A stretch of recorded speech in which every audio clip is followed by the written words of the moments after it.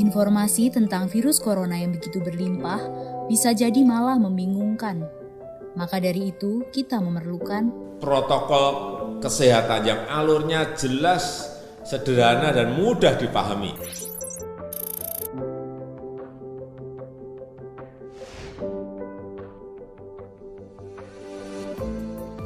siapa yang berpotensi terpapar virus corona?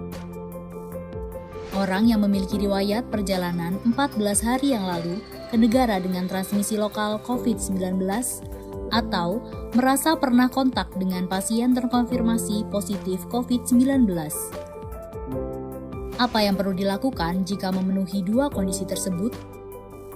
Bila Anda merasa sehat, maka dianjurkan untuk melakukan karantina diri di rumah selama 14 hari sambil memonitor kondisi tubuh.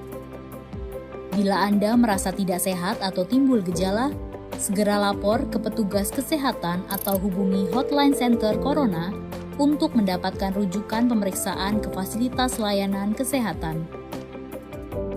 Gejala apa yang perlu diperhatikan? Demam melebihi 38 derajat Celcius, batuk atau pilek, sakit tenggorokan, sesak atau gangguan pernafasan. Apakah perlu langsung datang ke layanan kesehatan?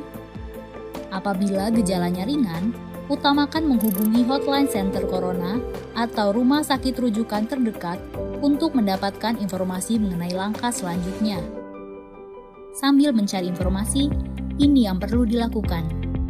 Tetap hindari keluar dari rumah, istirahat yang cukup, banyak minum air putih dan makan makanan bergizi, mempraktekkan kebiasaan bersih seperti cuci tangan, dan membersihkan area-area yang tersentuh permukaan tangan. Gunakan masker agar percikan dari batuk atau bersin tidak mengenai orang lain, bahkan di dalam rumah sekalipun.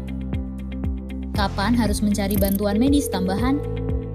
Bila gejala yang dirasakan cukup parah, misalnya sesak nafas berat, atau apabila Anda dalam klasifikasi kelompok rentan karena berusia lebih dari 60 tahun, memiliki penyakit kronis seperti diabetes, hipertensi, gangguan imun, ada riwayat sakit pernafasan, dan lainnya.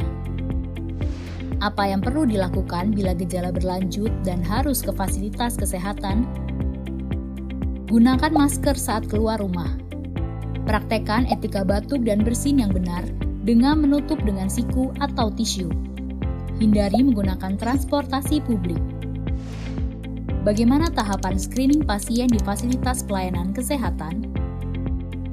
Sebelum memberikan perawatan, tenaga kesehatan di fasilitas layanan kesehatan akan melakukan screening. Jika tidak memenuhi kriteria pasien dalam pengawasan atau PDP COVID-19, maka akan dirawat inap atau rawat jalan, tergantung diagnosa dan keputusan dokter. Jika memenuhi kriteria pasien dalam pengawasan COVID-19, maka akan dirujuk ke salah satu rumah sakit rujukan, didampingi oleh tenaga kesehatan yang menggunakan alat pelindung diri atau APD. Di rumah sakit rujukan, spesimen pasien diambil untuk pemeriksaan lab dan pasien akan ditempatkan di ruang isolasi. Spesimen dikirim ke Badan Penelitian dan Pengembangan Kesehatan atau Balitbangkes di Jakarta.